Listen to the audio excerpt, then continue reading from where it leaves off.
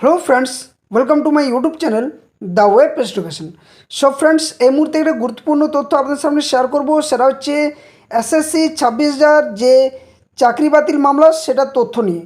অর্থাৎ আমরা সকলে জানি যে ইতিমধ্যে এসএসসি যে 26,000 চাকরি বাতিল মামলা তার ভিত্তিতে নতুন করে এসএলএসটি পরীক্ষা হতে চলেছে।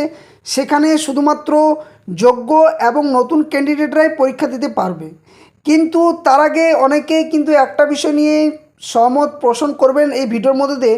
সেটা হচ্ছে যে এসএসসির তরফ থেকে সুপ্রিম কোর্টের চাপে বলুন বা যে বলুন, যে এসএসসির তরফ থেকে যে টেন্টেড ক্যান্ডিডেটদের যে লিস্ট প্রকাশ করা হয়েছে প্রায় 1806 জনের মতো, এখানে কিন্তু তারা সম্পূর্ণভাবে টেন্টেড ক্যান্ডিডেট বা অযোগ্য ক্যান্ডিডেট বলে তাদেরকে চিহ্নিত করা হয়েছে এসএসসির কমিশনের তরফ থেকে। তো এনাদের কিন্তু এর আগেই কিন্তু রায়দান করা হয়েছিল সুপ্রিম কোর্ট তথা কলকাতা হাইকোর্টেও বলা হয়েছিল যে সমস্ত ক্যান্ডিডেটরা টেন্টেড অর্থাৎ অযোগ্য তাদের কিন্তু সুদসহ টাকা ফেরত দিতে হবে, এবং কত সুদসহ টাকা ফেরত দিতে হবে সেটাও কিন্তু ডিটেলসভাবে যে রায় সেই রায়দানে কিন্তু বলা রয়েছিল। এবং যার মধ্যে কিন্তু এই যে টেন্টেড ক্যান্ডিডেট রয়েছেন এখানে 1806 জন, অনেকেই কিন্তু এটা নিয়ে বলছেন বা মত পোষণ করছেন যে এর থেকে আরও কিন্তু বেশি টেন্টেড ক্যান্ডিডেট রয়েছে। যদিও এটা আমাদের কারো কিন্তু জানা নেই, এটা একমাত্র এসএসসি জানে, এবং সুপ্রিম কোর্টের যে আদেশ সেই আদেশ বা নির্দেশ মতোই সেই কাজগুলো কিন্তু এসএসসি এই মুহূর্তে চাপের মধ্য দিয়ে করছেন। তো চলুন বিষয়টি জানা যাবে যে কি কি ঘটতে চলেছে, কবে থেকে এনাদের টাকা ফেরত দিতে হবে যারা যোগ্য থেকে বাদ গিয়ে অযোগ্য তালিকার মধ্যে রয়েছেন, অর্থাৎ যারা সত্যিকারের টেন্টেড ক্যান্ডিডেট বা অযোগ্য ক্যান্ডিডেট তাদের কবে টাকা ফেরত দিতে হবে।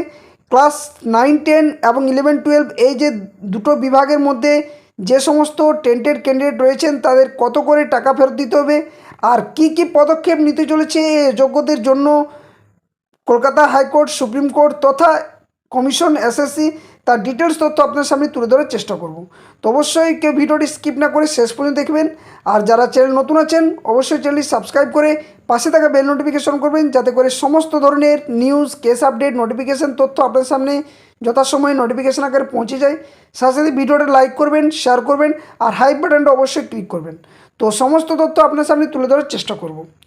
তো দেখুন, বিষয়টা ঘটেছে যে টেন্টেড ক্যান্ডিডেটদের লিস্ট অলরেডি আমরা সকলে জানি যে প্রকাশ করে দিয়েছে, যেখানে 26,000 মধ্যে 1806 জনের মতো টেন্টেড ক্যান্ডিডেটদের যে লিস্ট, সেই লিস্ট কিন্তু যে এসএসসি কমিশনের ওয়েবসাইটে কিন্তু আপনারা সকলেই পেয়ে গেছেন বা জানেন। তো এখানে কি ঘটতে চলেছে, তো ওনাদের কিন্তু যে ঘুষ, অর্থাৎ আমরা সকলে জানি যে যারা দাগি বা টেন্টেড ক্যান্ডিডেট তাদের কিছু না কিছু তো ঘুষ দিয়ে অবশ্যই তারা প্রবেশ করেছেন বা এই নিয়োগে প্রবেশ করেছিলেন এবং চাকরিরত ছিলেন এতদিন। তো তাদের যেহেতু তালিকাভুক্ত করে আলাদা করে দেওয়া হয়েছে, সেক্ষেত্রে তাদের যে ঘুষ সেটার টাকা তো অলরেডি আগে গেছেই, কারণ তারা আর কোনোভাবেই সেই চাকরিতে সুযোগ পাচ্ছেন না, তথা পরীক্ষাতেও কিন্তু ওনারা বসতে পারছেন না।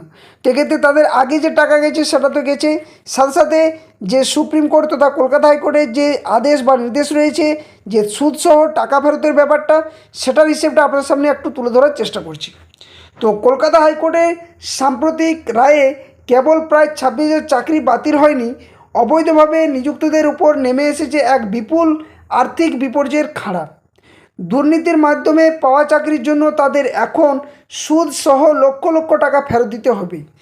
এই পোস্টে আমরা বিস্তারিত বিশ্লেষণ করব যে ঠিক কত টাকা গচ্ছা বা কত টাকা ওনাদেরকে ফেরত দিতে হবে এই যারা টেন্টেড ক্যান্ডিডেট রয়েছেন তাদের। তো আর্থিক ক্ষতির কেন্দ্রবিন্দু, যেখানে প্রথম বিষয় রয়েছে সুদসহ টাকা ফেরত দিতে হবে।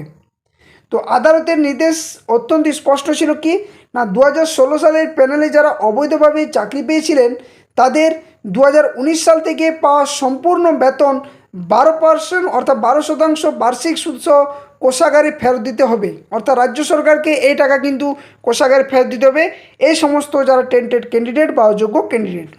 এর সাথে যোগ হবে চাকরির জন্য দেওয়া ঘুষের বিপুল পরিমাণ অর্থ। এটা যদিও ফেরত দিতে হবে না, কিন্তু ওনাদের এই টাকাটা গেছে। তো আইনজীবী ফিরদৌস শামীমের মতে এই দুই মিলে যে ক্ষতির পরিমাণ সেটা কিন্তু একটা আকাশ ছোঁয়া, এবং সেই বিষয়টি কিন্তু আপনার সামনে তুলে ধরার চেষ্টা করব।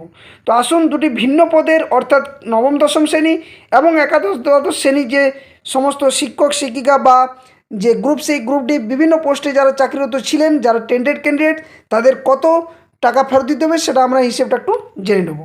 তো একটা নির্দিষ্ট পরিমাণ আমরা যেটা সকলে একটা অনুধাবন করেছি, এবং এটা কিন্তু আমার ব্যক্তিগত মতামতও নয়, এটা কিন্তু একটা প্রতিবেদনের ভিত্তিতে আপনার সামনে শেয়ার করছি।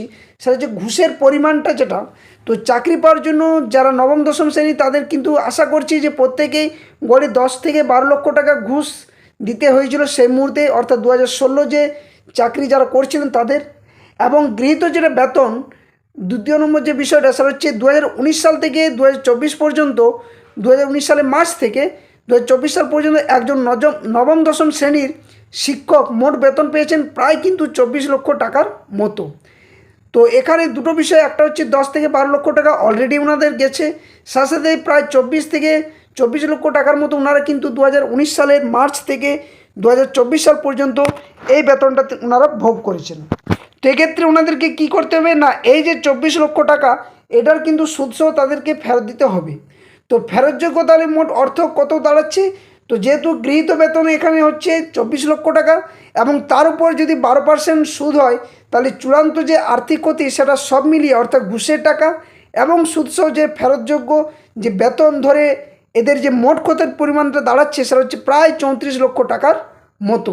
অর্থাৎ এই যে 24 লক্ষ এবং তার 12% সুদ রয়েছে এটাতে, সাথে সাথে কিন্তু যে ঘুষ সমস্ত কিছু মিলে প্রায় 34 লক্ষ টাকা কিন্তু ওনাদেরকে ফেরত লাগতে পারে। যদিও এই নির্দেশ কিন্তু কলকাতা হাইকোর্ট তথা সুপ্রিম কোর্টে রয়েছে যে নির্দেশের ভিত্তিতে ওনাদেরকে টাকা ফেরত দিতে হবে। এখনও পর্যন্ত শুধুমাত্র ওনাদের যে লিস্ট সেটাই প্রকাশ করা হয়েছে, যদিও এই লিস্ট সম্পূর্ণ কিনা সেটাও কিন্তু এখনও পর্যন্ত কারো জানা নেই।